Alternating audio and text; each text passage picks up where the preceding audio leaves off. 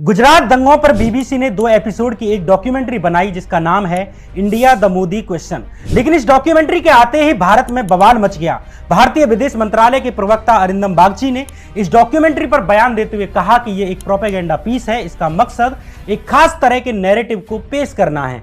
BBC की इस documentary में ऐसा क्या है कि भारत सरकार इसे भारत में दिखाने ही नहीं देना चाहती।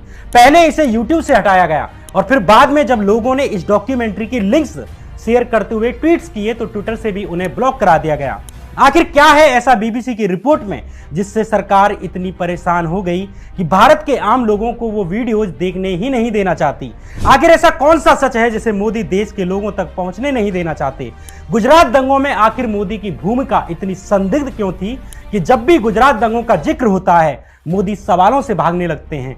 आज के इस एपिसोड में इन्हीं तमाम सवालों के जवाब तलाशेंगे और जानेंगे कि आखिर कौन थे गुजरात दंगों के असली गुनहगार जिनकी वजह से गुजरात में 3000 से अधिक लोगों को अपनी जान गंवानी पड़ी, वो भी सिर्फ कुछ लोगों के राजनीतिक फायदे के लिए।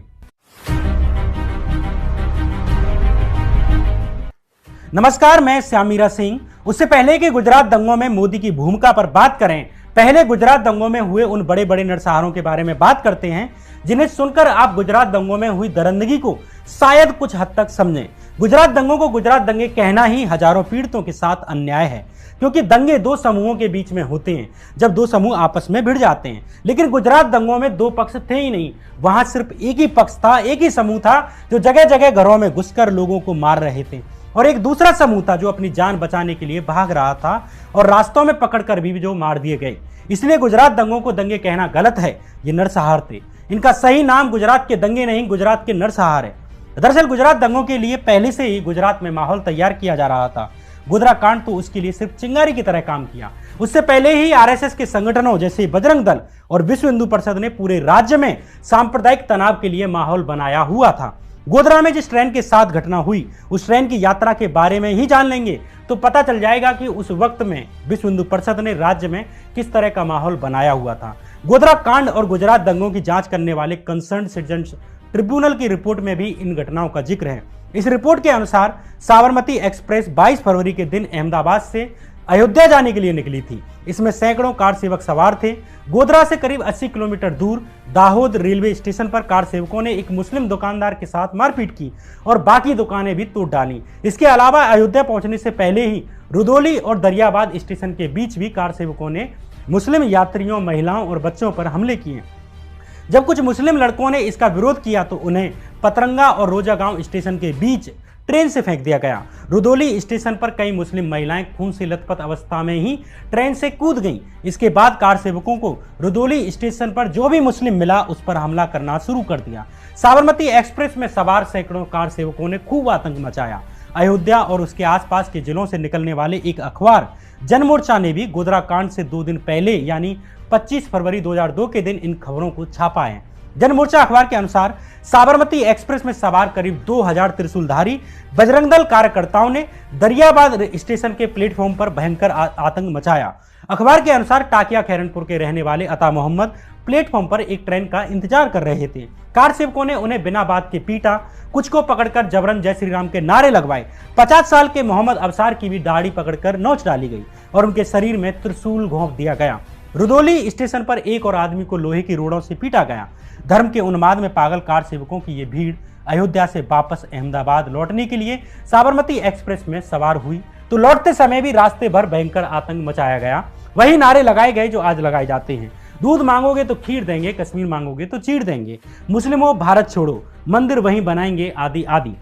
साबरमती एक्सप्रेस की इन घटनाओं से अंदाजा लगाया जा सकता है कि भोले भाले हिंदुओं को राजनीतिक इस्तेमाल करने के लिए उन्हें उन्मादी बनाया जा रहा था। इससे पूरे राज्य की स्थिति का आकलन लगाया जा सकता है।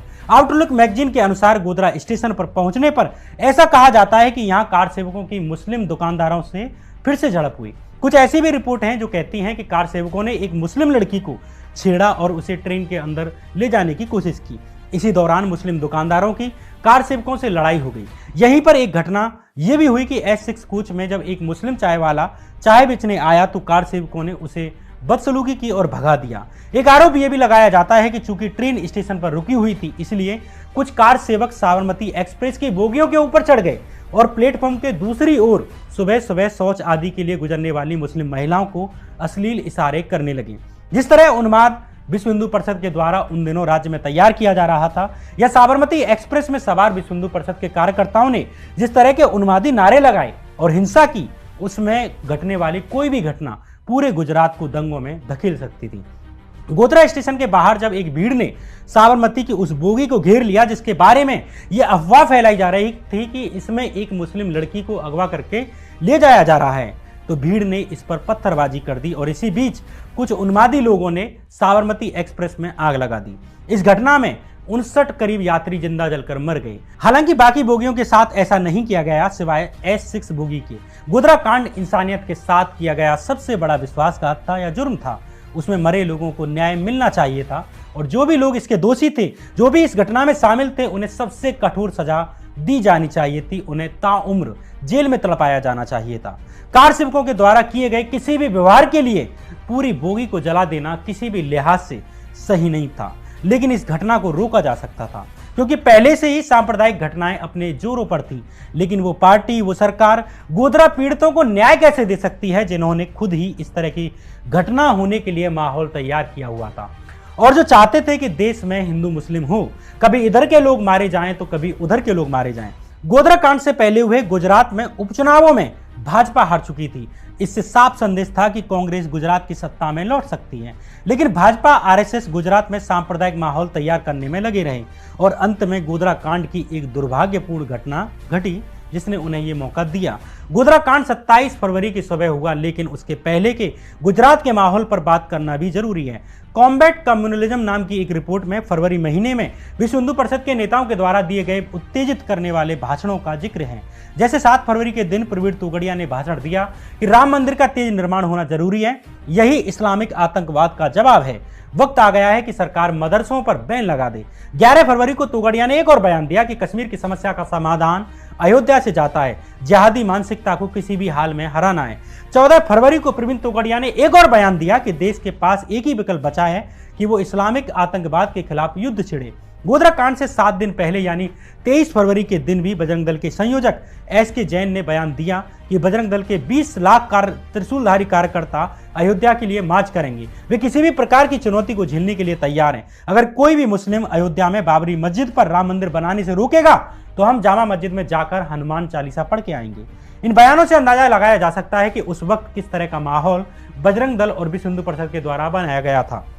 BHP ने ऐलान कर दिया था कि वो किसी भी कीमत पर 15 मार्च के दिन अयोध्या में बाबरी मस्जिद पर राम मंदिर का निर्माण शुरू कर देगी और इसके लिए उसे कोर्ट के किसी निर्णय का इंतजार करने की जरूरत नहीं है। 15 मार्च के इस कार्यक्रम से पहले ही देश भर से हिंदुओं को भर भर कर ट्रेनों से अयोध्या लाया जा रहा था और इसी योजना के तहत साबरमती एक्सप्रेस से बजरंग दल और विश्व हिंदू परिषद की धार्मिक उन्मादी भीड़ भी अयोध्या ले जाई गई और 27 जनवरी की सुबह ये साबरमती एक्सप्रेस अयोध्या से गुजरात की तरफ जा रही थी, जहां दोबारा उनका गोधरा स्टेशन के कुछ मुस्लिम दुकानदारों से इन कार सेवकों का झगड़ा होता है और उसके बाद गोधरा कांड जैसी दुर्घटना को अंजाम दिया गया।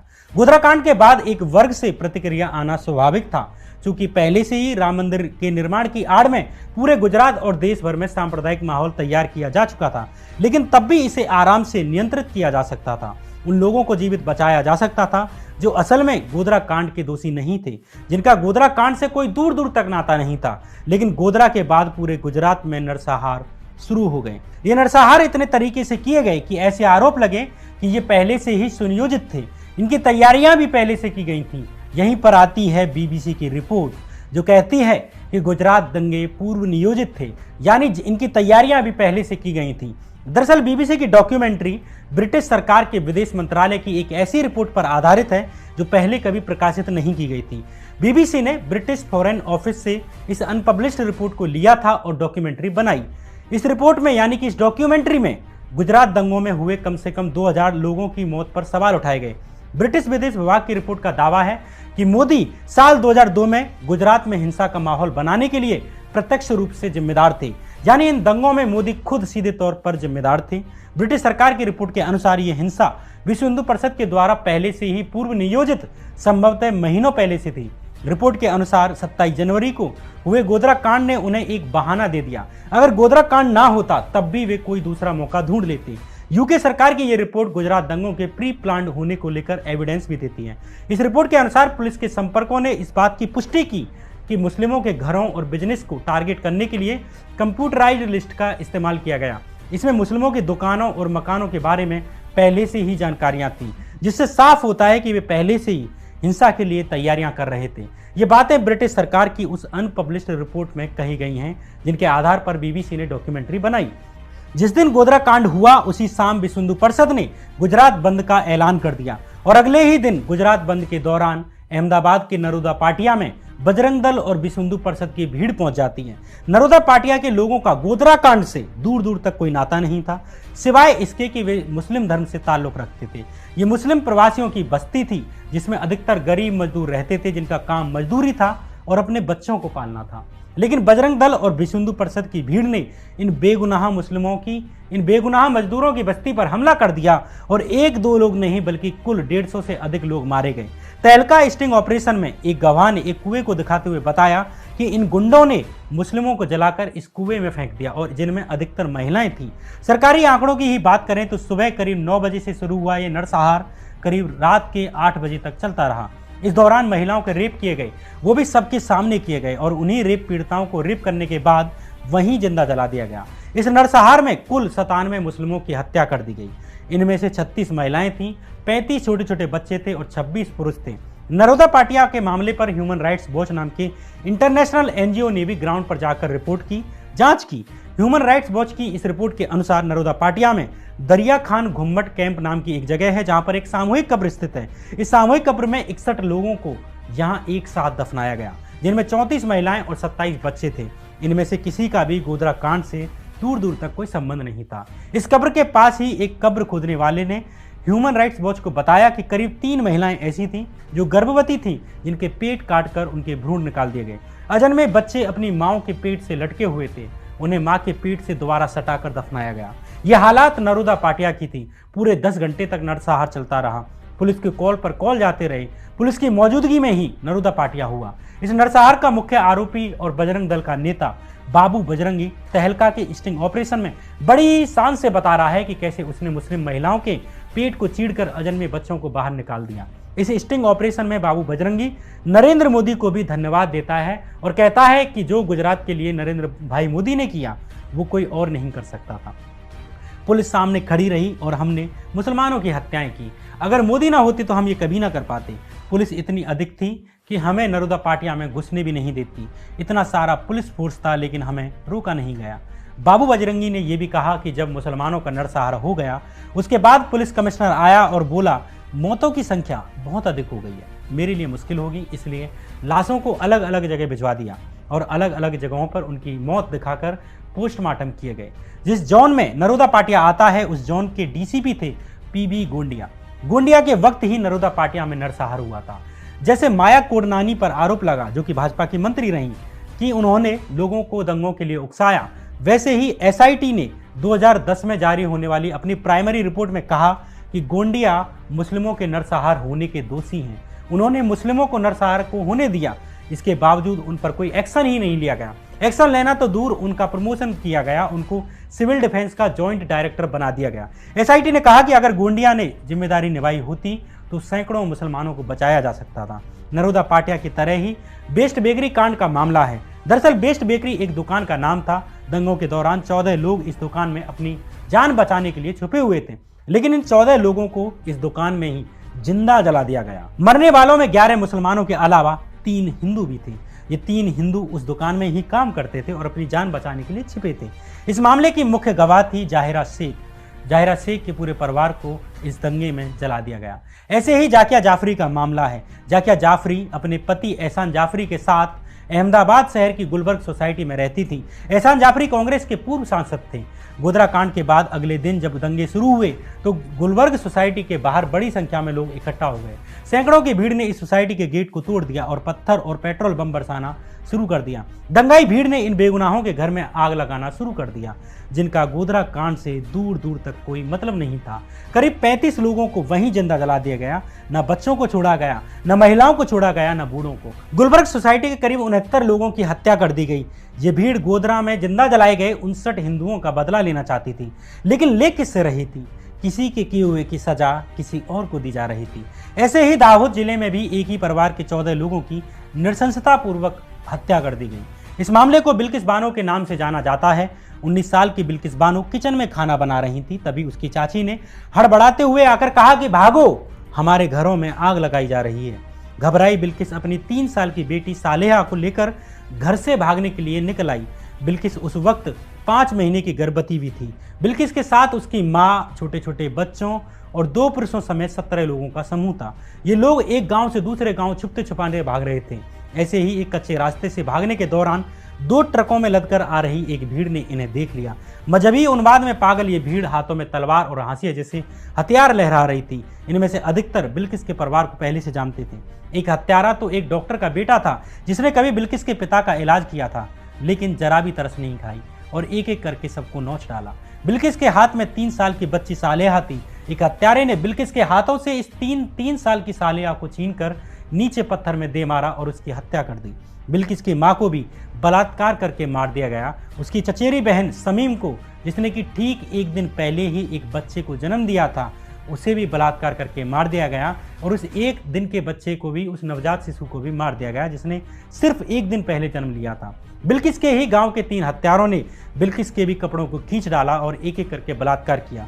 जब बिल्किस होश खो बैठी तो उसे मरा समझकर हत्यारे वहां से भाग निकले। गुजरात दंगों के दौरान हुई इन घटनाओं में बिल्किस के परिवार के 14 लोगों को मारा गया। गुलबर्ग सोसाइटी में 69 लोगों को जिंदा जलाकर मार दिया गया। नरोदा पाटिया में 97 मुस्लिमों की हत्या की गई, जिनमें अधिकतर महिलाएं और बच्चे थे।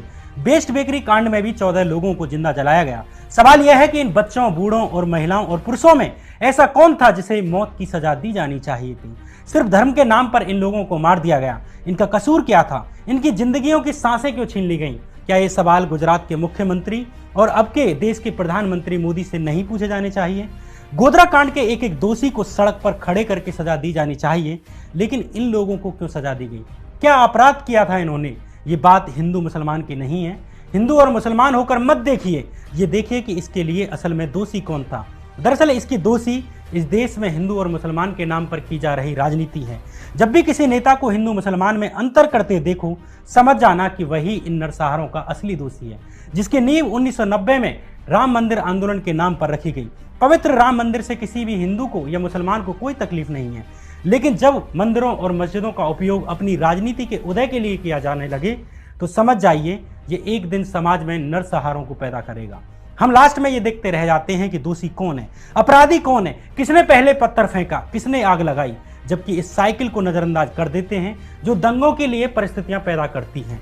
गोधरा कांड एक तत्कालिक बहाना बना उन लोगों के लिए जिन्हें इस देश को दंगों में धकेलना था, जो बीते महीनों से गुजरात में सांप्रदायिक तनाव पैदा करने के लिए दिन रात लगे हुए थे। एक घटना के बाद पूरा गुजरात न जलता अगर उसके लिए अलग अलग जिलों में पहले से ही सांप्रदायिकता का बारूद जमाना होता। हमारे अंदर की नफरत को संतुष्ट करने के अलावा इस दंगे ने हमें कुछ नहीं दिया, लेकिन इसने एक वक्त के लिए पूरे गुजरात को उजाड़ दिया। साल 2005 में सरकार ने गुजरात दंगों के आधिकारिक आंकड़े जारी किए। इन सरकारी आंकड़ों के अनुसार गुजरात दंगों में करीब 1044 लोगों की जान गई। इनमें से 790 मुस्लिम और 254 हिंदू थे। इसके अलावा 223 लोग ऐसे थे जिनका पता नहीं लगा जा सका कि वे कहाँ हैं। हालांकि ये सरकारी आंकड़े हैं। गैर सरकारी आंकड़े कहते हैं कि गुजरात दंगों में 3000 से अधिक लोगों की मौत हुई। सवाल यह है कि इन 3000 लोगों को किसकी वजह से अपनी जान गंवानी पड़ी। 3000 का आंकड़ा कितना बड़ा होता है, आप अंदाजा लगा सकते हैं। यह एपिसोड किसी नेता या पार्टी के खिलाफ नहीं बनाया। मेरी मंशा ऐसी नहीं है कि आप इसे देखकर किसी भी समुदाय से नफरत करें, लेकिन इस बात पर जरूर विचार करें कि हिंदू मुसलमान की रोज की लड़ाई ने, रोज की राजनीति ने हमें क्या दिया। क्या इसका कोई अंत है? क्या हम ऐसे ही नेताओं के भाषणों का शिकार बनते रहे और वे विधानसभाओं से निकलकर प्रधानमंत्री जैसे पदों पर पहुंचते रहें। ये सवाल हमें अपने आप से जरूर पूछना चाहिए कि हमें कैसा भारत चाहिए, कैसे भारत में हम अपने परिवार और अपने बच्चों को देखना चाहते हैं। 21वीं सदी में सांप्रदायिकता के लिए लड़ते बिड़ते और जूझते देश को देखना चाहते हैं, या इस गुलिस्तान को बचाना चाहते हैं जिसके लिए कभी हम गाते थे सारे जहां से अच्छा हिंदुस्तान हमारा। बहरहाल ये कहानी